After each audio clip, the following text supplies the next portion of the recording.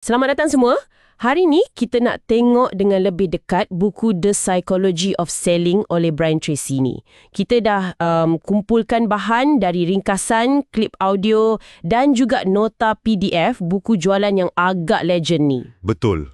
Matlamat kita nak bantu anda fahamlah apa sebenarnya kunci kejayaan dalam jualan ni.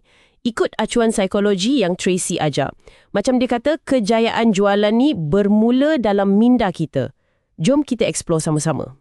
Dan yang menariknya kan, Tracy ni konsisten sangat tekankan pasal sikap, pasal keyakinan dalaman tu. Itu penentu utama dia kata. Kadang-kadang lagi penting dari teknik menjual tu sendiri. Dia fokus kat permainan dalaman kita. Betul tu. Jadi asas dia konsepkan diri kita. Macam mana kita pandang diri sendiri, itu yang letak had. Kita boleh capai apa?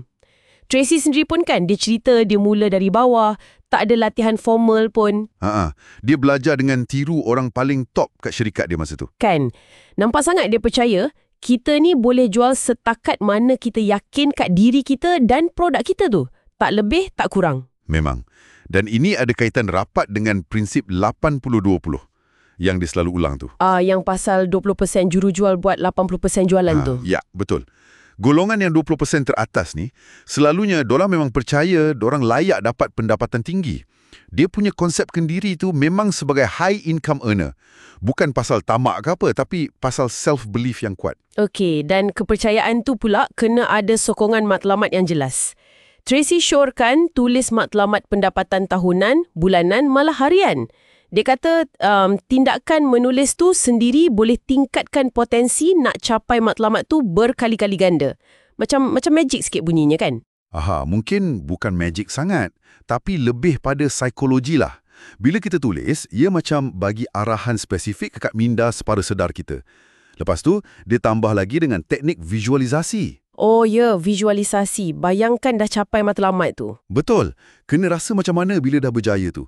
Impact dia memang kuat, bagi motivasi luar biasa. Lagi banyak sebab kenapa kita nak berjaya, Tracy suruh senaraikan 50 ke 100 sebab tu. Lagi kuatlah keinginan kita nak capai. Banyak tu, 50-100. Okey, jadi lepas asas mindset tu dah kukuh, Tracy bawa kita ke aspek kreativiti pula. Tapi yang menariknya, dia tak masukkan kreativiti macam pelukis ataupun muzik. Betul tak? Tepat sekali. Bagi Tracy, kreativiti dalam konteks jualan ni lebih kepada penambahbaikan.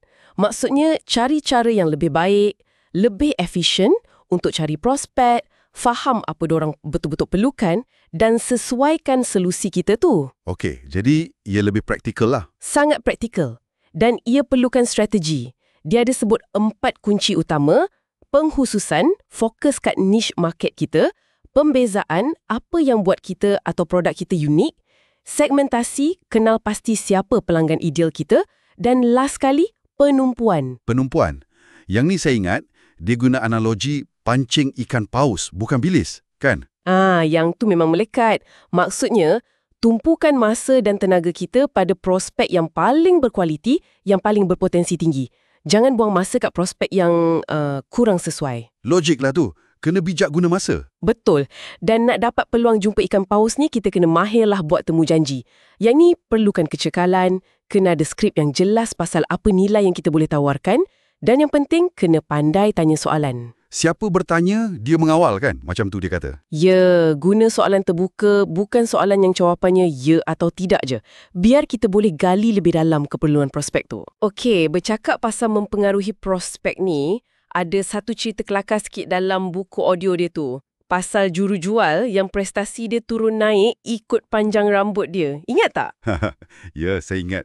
Itu contoh klasik pasal apa yang Tracy panggil kuasa cadangan atau power of suggestion. Maksudnya? Maksudnya, benda-benda luaran macam penampilan kita, yang profesional, pejabat atau meja kerja yang kemas, semua ni hantar isyarat bawah sedar kat pelanggan tentang tahap profesionalisme kita. Macam dia kata, meja bersih tu tanda minda yang teratur.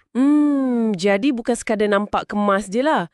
Ia ada kesan psikologi, termasuklah persediaan mental sebelum jumpa prospek tu. Tepat. Visualisasi positif sebelum jumpa tu, cakap afirmasi macam, saya suka diri saya, benda ni semua boleh ubah aura kita tau. Nampak lebih yakin. Dan keyakinan tu penting untuk lawan 2 ketakutan utama jurujual. takut gagal dan takut kena reject. Betul. Yang pasal penolakan tu, Tracy nasihatkan kita anggap ia sebahagian dari proses je. Bukan serangan peribadi. Senang cakap, tapi kena latih mental tu. Memang kena latih. Satu lagi skill penting yang dia tekankan ialah mendengar. Oh ya, mendengar.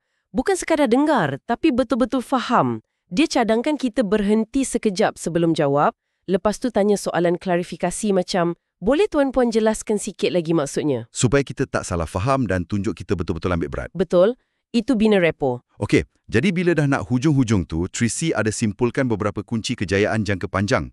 Antaranya, yang paling utama, buat apa yang kita suka. Semangat kita tu boleh berjangkit kat pelanggan. Ya, setuju sangat. Bila kita passionate, orang boleh rasa. Lagi satu, komitmen untuk jadi yang terbaik dalam bidang kita tu. Kena sentiasa nak improve. Yang ni ada kaitan dengan pembelajaran sepanjang hayat kan? Saya suka analogi baldi ilmu dia tu. Kalau kita stop belajar, stop baca buku, dengar audio, pergi seminar, paras air dalam baldi ilmu kita tu akan turun. Sebab ilmu cepat jadi lapuk. Zaman sekarang ni lagilah cepat berubah. Betul tu. Dan last kali, integriti dan layan orang lain dengan baik, golden rule tu. Asas untuk bina kepercayaan jangka panjang. Itu memang tak boleh compromise lah. Trust tu asas bisnes. Jadi, kalau kita nak rumuskan dari semua sumber ni kan, kejayaan dalam jualan ni bukanlah pasal nasib baik atau bakat semula jadi semata-mata. Jauh sekali. Ia lebih kepada gabungan mantap antara psikologi dalaman yang betul, matlamat yang jelas dan tertulis, strategi yang kreatif, kemahiran komunikasi yang sentiasa diasah, dan komitmen tak henti untuk terus belajar dan jadi lebih baik. Betul. Jadi mungkin soalan untuk anda semua yang mendengar ni renungkan. Berdasarkan apa yang kita dah bincang ni kan, apa satu langkah kecil, satu penambahbaikan yang anda rasa boleh buat hari ni juga untuk kuatkan permainan dalaman jualan anda? Soalan yang bagus tu.